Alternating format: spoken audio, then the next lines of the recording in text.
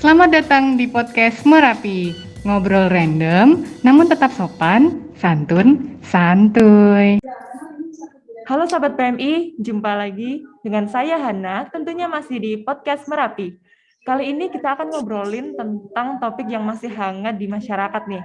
Apalagi kalau bukan terkait tenaga kesehatan di masa pandemi. Di episode 14 podcast Merapi, angka COVID-19 naik, nakes kewalahan. Seperti biasanya dong, kali ini saya ngobrolnya nggak bakal sendirian karena bersama kita sudah ada narasumber yang luar biasa. Beliau adalah Ibu RR Sri Arini Winarti, SKM MKep. Beliau adalah Wakil Direktur 2 di Poltekkes Kemenkes Yogyakarta, yang juga sebagai tim rekrutmen relawan Nakes. Langsung aja kita sapa. Selamat datang di podcast Merapi, Bu Arini. Bagaimana kabarnya, Bu? Assalamualaikum, terima kasih. Ya, Kabar luar biasa Waalaikumsalam. baik, alhamdulillah sehat. Semoga kita terhindar dari wabah ini dengan sebaik-baiknya. Amin. Tetap sehat dan selalu semangat ya, Bu. Amin, amin. Oke. Sahabat PMI, kita semua tahu ya bahwa jumlah orang yang terkonfirmasi positif COVID-19 di Indonesia masih terus mengalami peningkatan setiap harinya, tak terkecuali di daerah istimewa Yogyakarta. Per tanggal 22 Juli 2021, DIY sendiri menempati urutan ke-6 se-Indonesia dalam kasus COVID-19 dengan jumlah total 99.574 kasus.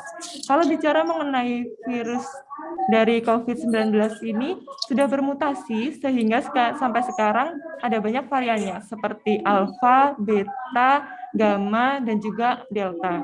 Dari banyaknya varian tersebut, ada salah satu nih yang menjadi perhatian besar kita saat ini, yaitu varian Delta yang ternyata sudah ditemukan di Indonesia dan sudah menyebar ke beberapa wilayah, termasuk DIY.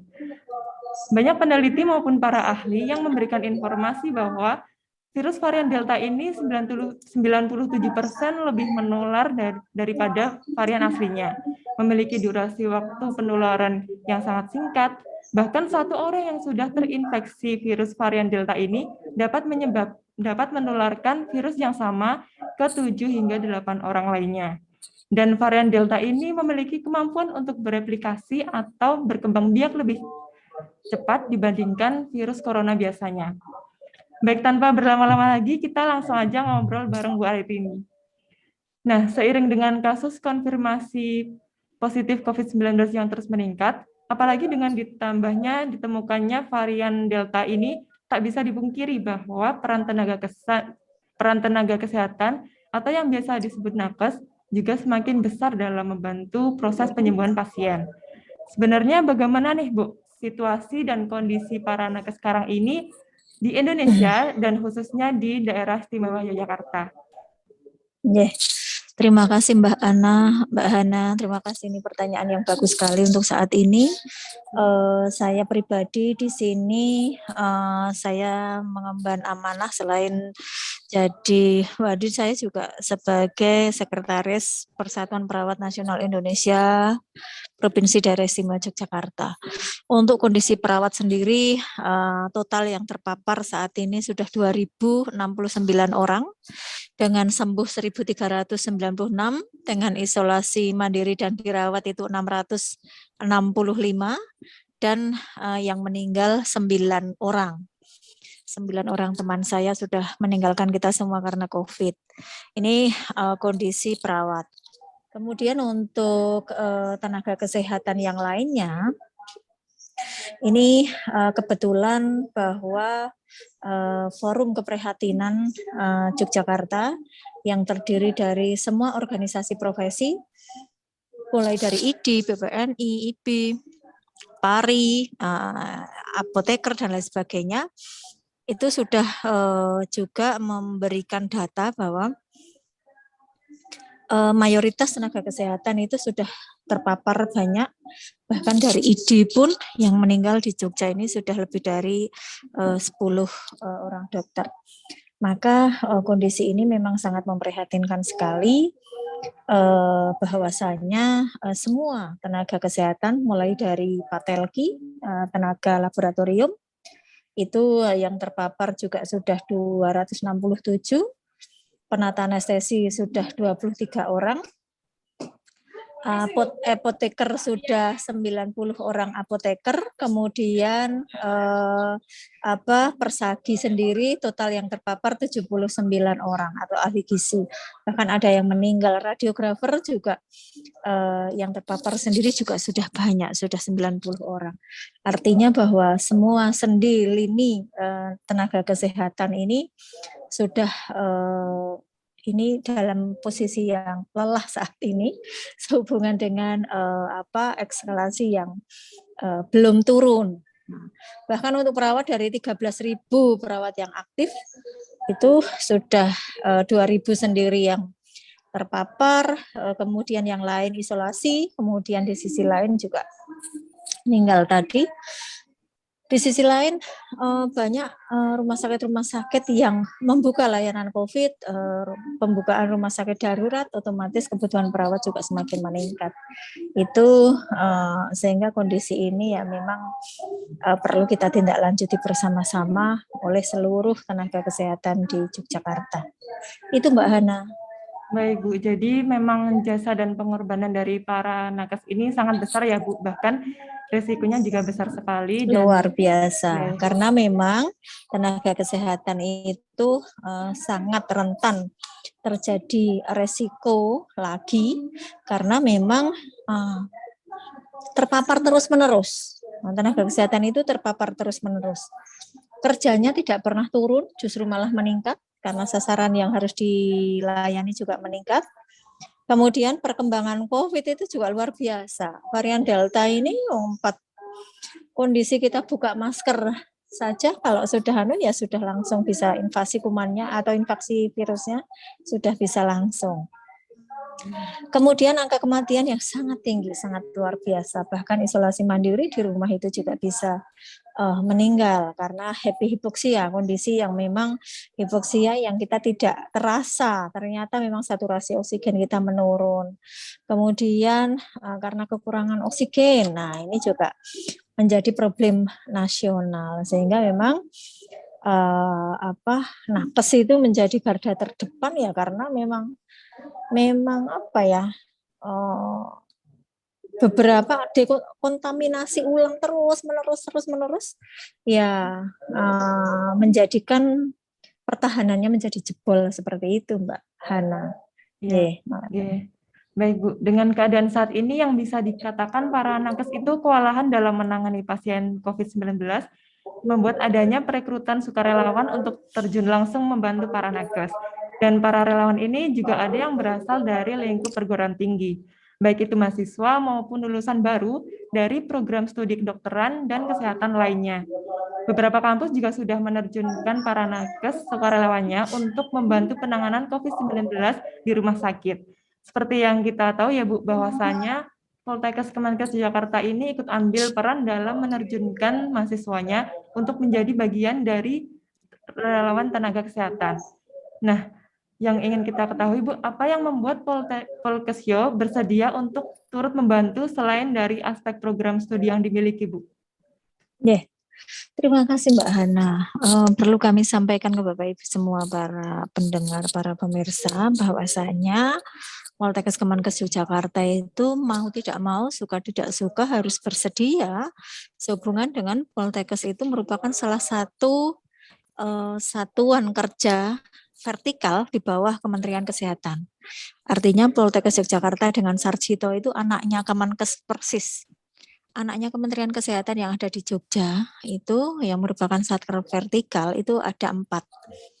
Rumah Sakit Sarjito, Poltekkes Yogyakarta, Kantor Kesehatan Pelabuhan, dan BTKL, Balai Teknik Kesehatan, Balai Teknik Laboratorium Kesehatan itu.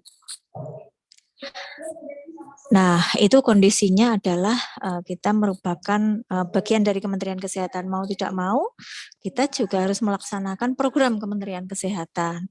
Di sisi lain, kita juga memproduksi tenaga kesehatan, sehingga memang kita harus mengikuti kondisi apa yang ada di dalam program Kementerian Kesehatan itu sendiri.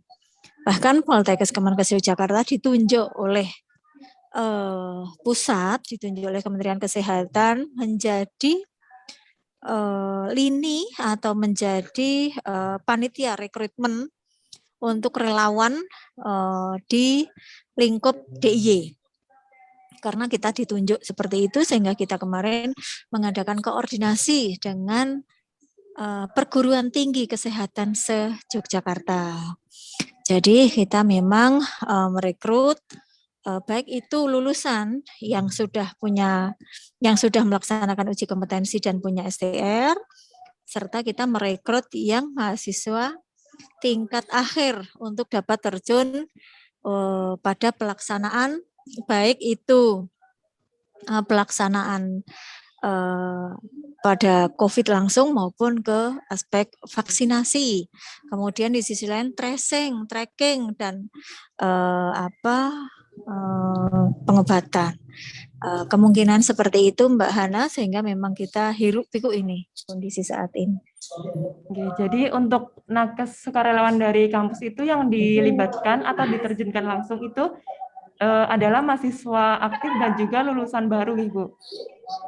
Betul, betul sekali. Iya. Dan mahasiswa yang lama juga sudah bekerja semua, Mbak. Sehingga kita memungkinkan hanya mahasiswa yang ada. Kita sudah serapan lulusan 0 tahun itu sudah semua ini. Sudah terserap semua karena memang kondisi di lapangan luar biasa. Untuk penerjunan relawan nakes ini apa yang menjadi persiapan paling mendasar, Bu? Penerjunan relawan untuk yang baik itu lulusan maupun yang tingkat akhir. Untuk yang lulusan tentunya mahasiswa yang diutamakan sudah punya STR sehingga dia mempunyai kewenangan. Kemudian pembekalan baik itu dari Dinas Kesehatan maupun dari kita juga ada pembekalan. Kemudian pernyataan orang tua itu jelas.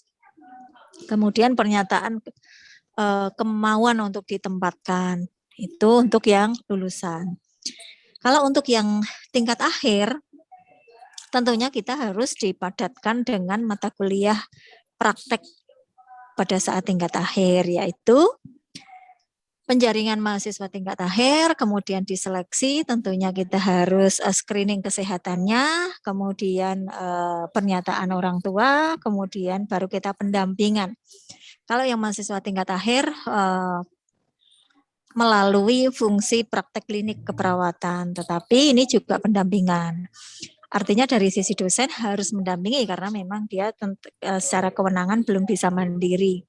Berbeda dengan kakak kelasnya yang sudah punya uji kompetensi dan punya STR. Itu kira-kira Mbak Hana. Oke, Bu. Lalu untuk mekanisme penerjunan relawan nakes Polkesyo ini, Bu, bagaimana? Apakah dari rumah sakit yang mengajukan permohonan terlebih dahulu atau justru dari kampus yang menawarkan bantuan ke rumah sakit? Mungkin bisa dijelaskan alurnya seperti apa, Bu? Oke, terima kasih. Untuk yang tahap awal, itu dari rumah sakit yang minta. Kita permintaan dari rumah sakit luar biasa. Yang pertama adalah dari Sarjito, kemudian Harjo Lukito, Rumah Sakit Kota, Rumah Sakit Sleman, Rumah Sakit Niageng Serang, Rumah Sakit UGM, rumah sakit, artinya rumah sakit besar-besar, rumah sakit pemerintah itu permintaan ke kita. Ini yang terakhir dari Polda juga sama, karena mereka pada membuka rumah sakit atau shelter-shelter yang membutuhkan para perawat atau relawan yang lain. Tahap awal adalah dari rumah sakit, kemudian kita memberikan daftar namanya, kemudian diberikan pembekalan dari pihak rumah sakit. Tahap awal. Nah, tahap yang kedua, ini karena mahasiswa kita juga sudah habis, sehingga kita merekrut yang perguruan tinggi kesehatan lainnya. Koordinasinya dengan Dinas Kesehatan, leading sektornya adalah Dinas Kesehatan, bagian SDMK, kemudian nanti pembekalannya melalui Dinas Kesehatan, baru didistribusi ke rumah sakit yang membutuhkan. Itu kondisinya saat ini. Tapi kalau Mbak Hana tanya, yang nakes dari Polkesyo sendiri udah habis. Sudah habis. Justru yang tersisa yang masih teori-teori. Artinya kalau yang teori tidak memungkinkan kita menerjunkan untuk praktek lapangan, apalagi dengan kondisi yang memang beresiko seperti ini. Itu kira-kira Mbak Hana. Jadi yang sudah Judulnya diterjunkan, Laris Manis itu judulnya. siap Bu. Jadi yang sudah diterjunkan ini juga banyak sekali ya Bu, dari para mahasiswa maupun mahasiswa aktif ya Bu. Berarti. Mahasiswa aktif ini untuk yang sudah diterjunkan itu teknologi laboratorium medik ini sudah didaya gunakan 50, kemudian perawat itu 48, kemudian sarjana terapan laboratorium medik 38, kemudian yang gigi ini 27, kemudian profesi nurse ini sudah 101. Nah, kondisinya ini sudah habis semua, Mbak. Oh, iya. Nah, ini pelaksanaan penerjunan menjadi relawan. Jadi memang permintaan dari rumah sakit itu memang sudah banyak sekali ya Bu. Dan betul. Ya, artinya dari kondisi rumah sakit tersebut memang sudah kewalahan sehingga harus mengadakan perekrutan relawan dari luar. Dan ternyata tidak hanya dari rumah sakit, tetapi seperti yang sudah dijelaskan Ibu tadi, ada dari shelter juga ya Bu yang mengajukan permintaan relawan tenaga kesehatan. Rumah sakit lapangan. Oh, gitu. Untuk relawan nakes dari Polkesjo ini kan setara diploma 3 dan sarjana terapan ya Bu. Di mana sarjana terapan dan profesi, kelas profesi. Oh iya, ada juga yang profesi, di mana skill mereka itu disiapkan untuk bisa langsung mengaplikasikan ilmu yang sudah didapat selama kuliah. Dengan kata lain bisa langsung kerja begitu Bu. Nah, insya Allah bisa langsung kerja. Apakah untuk menjadi relawan baik di kampus ataupun di rumah sakit ada seleksi khusus sebelumnya Bu?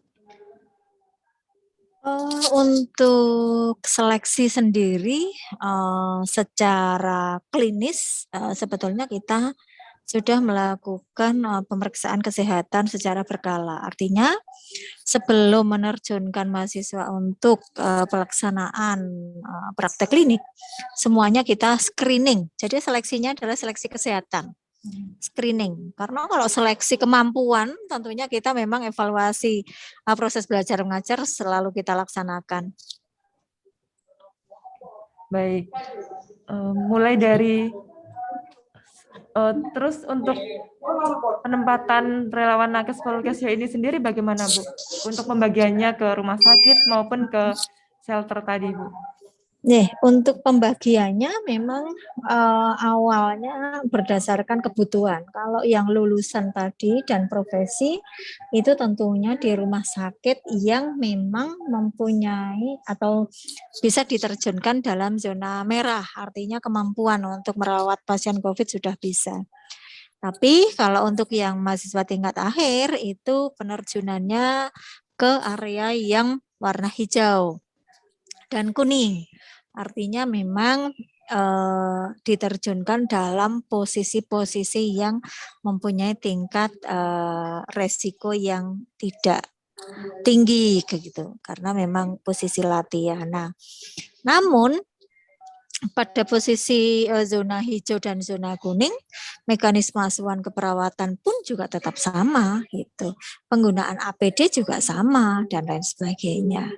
Itu hanya memang lebih ketat kalau anak-anak diterjunkan di zona merah, harus mempunyai tingkat pengawasan yang memang tinggi dan harus lebih hati-hati lagi. Jadi untuk teknis penempatannya sendiri disesuaikan dengan tingkat keparahan di berbagai daerah. Dan juga tingkat kebutuhan. Tingkat kebutuhan. Kebutuhan serta kompetensinya juga, Mbak. Oh, kebutuhan. Artinya dan kalau juga fresh graduate kan tidak mungkin dimasukkan ke high care unit misalnya. Nah, itu kan juga ya. Zona merah tetap zona merah, tapi zona merah di area isolasi misalnya. Itu bisa. Oh ya, Ibu. Nah, mulai dari penerimaan permintaan relawan oleh rumah sakit sampai akhirnya mahasiswa dan lulusan dari kampus ini menjadi relawan nakes, pastinya melewati proses yang tidak mudah ya Bu, dan menemui tantangan juga. Nah, kendala apa nih Bu yang dihadapi dalam proses penerjunan relawan nakes ini di berbagai tempat tadi Bu? kendalanya itu biasanya izin orang tua, Mbak. Oh, Karena masyarakat kita terlalu khawatir. Izin orang tua itu tidak semuanya ada lolos atau lolos butuhnya itu belum ketahuan. Kemudian yang kedua, mungkin screening dari nakes itu sendiri. Artinya bahwa kondisi di lapangan itu kan OTG tinggi kan, iya, Bu. orang tanpa gejala, sehingga kondisi-kondisi itu juga merupakan sebuah kendala. Namun untuk kendala yang sifatnya administratif, kendala yang bagaimana kita mekanisme dropping, enggak ada. Artinya kan itu pola komunikasi antara Poltekkes dan rumah sakit kan sudah terjalin dengan baik. Artinya rumah sakit butuh berapa, telepon pimpinan, rapat sekali 2 kali, koordinasi dengan lulusan, kemudian siap terjun tanggal berapa itu sudah oke. Itu kira-kira Mbak Hana. Oh iya, dari apa yang sudah dijelaskan Ibu tadi, kita tahu bahwa saat ini sudah ada relawan nakes yang diterjunkan ya Bu, dan terdapat Yeah. kendala dalam prosesnya. Yeah. Kalau dari pihak Poltekkes sendiri Bu, untuk menyikapi hal ini, apa yang sudah dilakukan Bu, atau rencana kedepannya seperti apa? Yang sudah dilakukan kemarin untuk proyeksi ke depan, satu, memang mapping pembelajaran itu lebih bagus. Kemudian yang kedua, kita mengadakan Zoom dengan seluruh orang tua wali murid. Kita memberikan penjelasan bahwa sekolah vokasi memang sekolah keterampilan dan memang harus praktek, artinya untuk mengatasi kecemasan orang tua dalam menerjunkan anak praktek di lapangan. Tidak semuanya mahasiswa yang kita praktekkan itu di zona merah, artinya bahwa menepis semua diterjunkan di COVID tentunya tidak. Nah, itu yang perlu diketahui oleh orang tua, oleh masyarakat. Artinya bahwa di lapangan itu juga masih merawat atau memberikan asuhan pada pasien-pasien yang umum. Kemudian tentunya pembekalan yang lebih optimal. Karena memang dengan era disrupsi seperti ini kan pembekalan itu hanya bisa dilakukan daring. Tentunya luring itu kan ketemu hanya sebentar, terbatas. Maka memang perlu pendampingan yang lebih optimal lagi. Kemudian tentunya kesiapan fisik, kesiapan psikologis. Nah, di Poltekkes sendiri juga menyediakan shelter atau asrama khusus untuk mahasiswa. Baik itu untuk mahasiswa yang akan praktek atau mahasiswa yang mengalami atau terkonfirmasi misalnya harus isolasi. Itu juga kita menyediakan asrama yang memang memungkinkan untuk mahasiswa itu untuk isolasi. Asrama tersebut juga memberikan fasilitas-fasilitas yang memungkinkan mereka untuk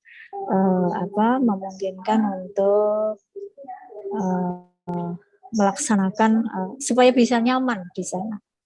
Itu seperti itu untuk baik itu mahasiswa yang tingkat akhir, profesi, dan kalau lulusan tentunya sudah lepas Mbak kalau lulusan.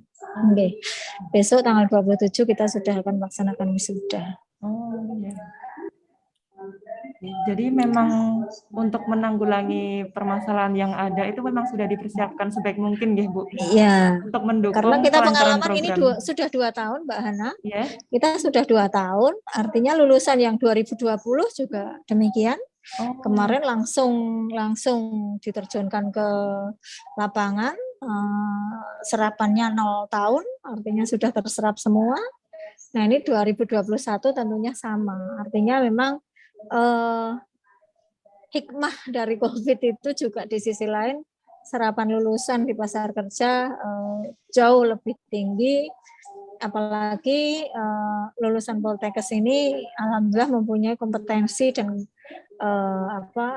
mampu berdaya saing dengan institusi-institusi yang lain. Oh iya, baik. Dari berbagai berita yang tersebar di masyarakat dan juga sudah kita ketahui bersama bahwa sudah banyak rumah sakit yang mengalami kewalahan karena kurangnya jumlah tenaga kesehatan. Dari hal tersebut, apakah kedepannya memungkinkan untuk menambah relawan tenaga kesehatan lagi, Bu, dalam membantu penanganan COVID-19 ini? sangat memungkinkan menambah relawan. Bahkan ini data dari Dinas Kesehatan dibutuhkan. Kemarin kita membuka loker khusus untuk perawat, itu 135, kita baru terisi 20. Sehingga masih kurang banyak. Nah, ini kita memang menjaring perguruan tinggi kesehatan se-DIY khususnya untuk perawat. Nah, ternyata mencari perawat sekarang juga sulit lah. Ternyata perguruan tinggi kesehatan di DIY itu asal mahasiswa itu tidak semuanya dari DIY. Padahal yang dipersyaratkan bisa bekerja di sini kan yang mukimnya di DIY. Iya. Nah, mereka yang di luar DIY kan sudah pulang kembali, maka kendala itu yang kadang-kadang menjadi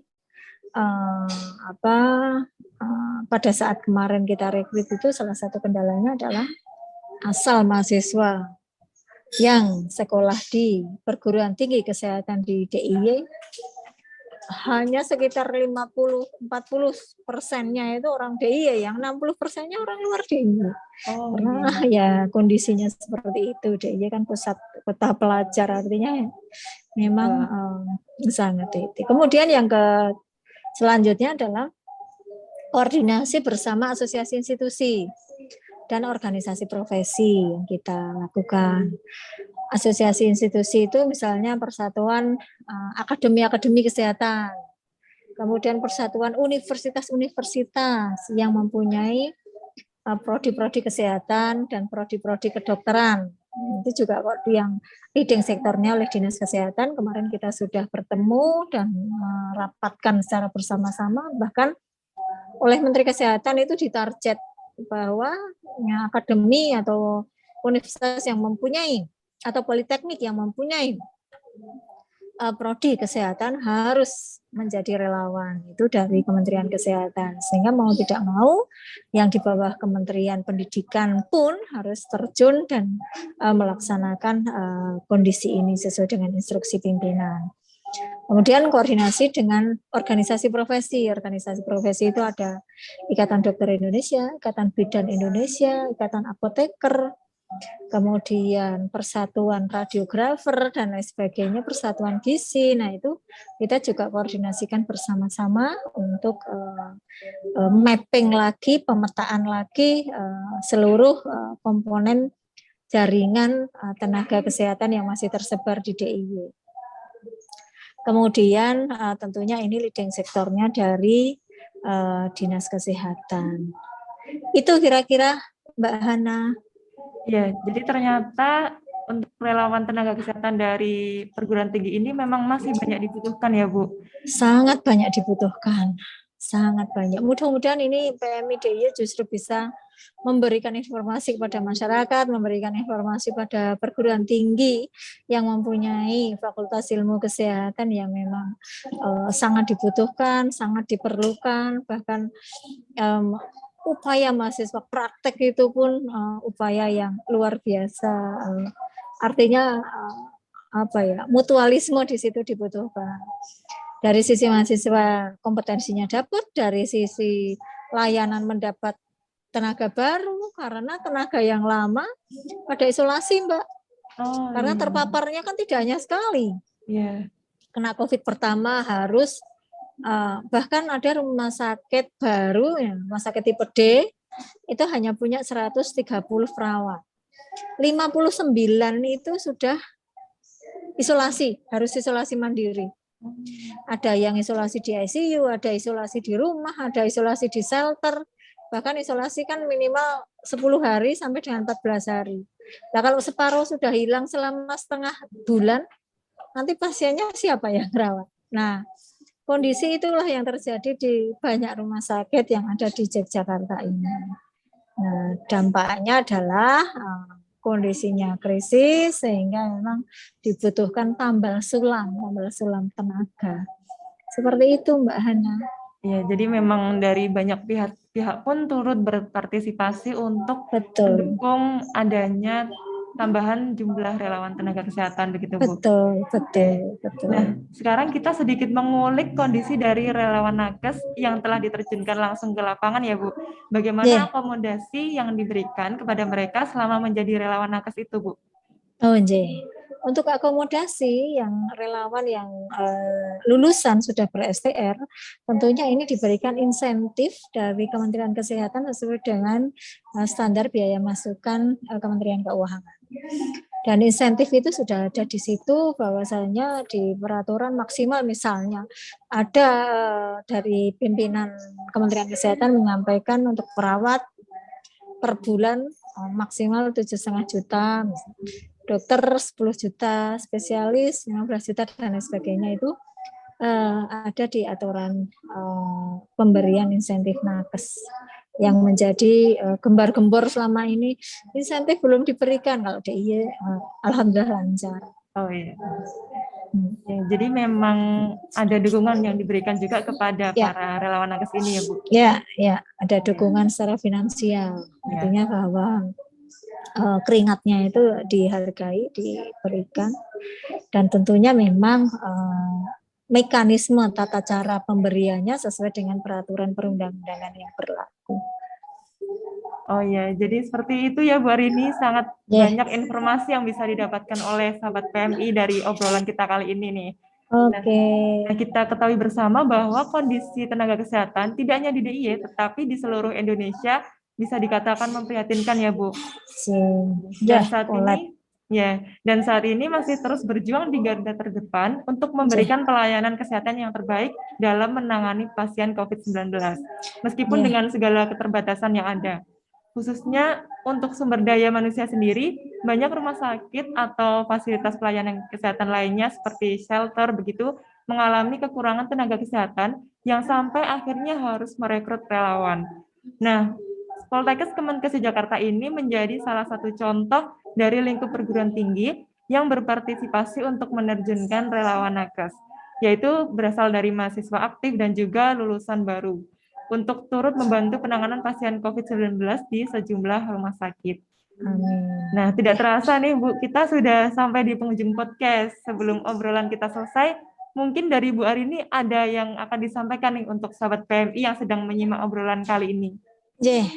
Terima kasih Mbak Hana. Untuk sahabat PMI, karena kondisi rumah sakit ini sudah kondisinya adalah kondisi yang overload, kondisi tenaga kesehatan juga sudah menemui titik yang memang kelelahan, maka dimohon untuk semuanya dari diri kita, dari keluarga kita, dari lingkungan kita untuk tetap jaga jarak, pakai masker, tidak boleh lepas, tidak boleh berkerumun, cuci tangan dan lain sebagainya. Mohon dengan sangat kalau tidak perlu tidak usah keluar rumah. Karena memang kondisi Jogja adalah kondisi barometer nasional yang harus kita junjung tinggi, jangan sampai kematiannya semakin hari semakin meningkat, dan itu butuh kerjasama dari Bapak, Ibu, dan pemirsa sahabat PMI semuanya. Jangan sampai kita terjadi kontaminasi ulang dengan COVID ini. Upayakan COVID segera hilang dari muka bumi, karena memang kekuatan manusia itu ada batasnya. Dan di sisi lain mari kita tetap berdoa, tetap ikhtiar, tetap semangat, dan berikan kami ruang juga untuk istirahat, supaya kami dokter, perawat, tenaga kesehatan yang lainnya kita juga mampu menghirup udara yang melegakan di antara keluarga kami masing-masing. Itu mungkin demikian Mbak Hana. Ya Bu, baik, terima kasih Bu Arini sudah berkenan mampir di podcast Merapi dan membagikan informasi seputar relawan tenaga kesehatan dari perguruan tinggi. Semoga Ibu dan keluarga senantiasa diberikan kesehatan dan selamat melanjutkan aktivitasnya kembali ya Bu. Amin. Terima kasih. Assalamualaikum warahmatullahi wabarakatuh. Waalaikumsalam Salam sehat warahmatullahi semuanya. Siap Bu. Nah, sahabat PMI, dari obrolan kita kali ini jadi tahu nih, Jogja si kota pelajar yang penuh kenangan ini bagaimana keadaannya sekarang. Terutama seputar tenaga kesehatan, kita jadi tahu sedikit gambaran dari apa yang terjadi di luar sana. Apalagi saat ini virus corona sudah semakin pintar, yang tentunya semakin membahayakan. Tapi tak perlu panik berlebihan, namun tetap harus selalu waspada. Maka dari itu, sahabat PMI, jangan bosan-bosan untuk selalu menerapkan protokol kesehatan dengan 5M. Memakai masker, menjaga jarak, mencuci tangan, menjauhi kerumunan, dan mengurangi mobilitas.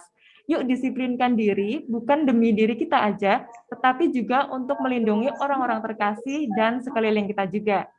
Oke, stay tune terus obrolan di podcast Merapi yang nggak kalah seru lainnya, pastinya di YouTube channel PMI DIY. Jangan lupa like, komen, subscribe, dan nyalakan lonceng notifikasinya, supaya nggak ketinggalan episode selanjutnya. Untuk info menarik lainnya bisa dilihat Instagram PMI DIY di @pmi_DIY. Sampai jumpa di episode selanjutnya. Bye-bye.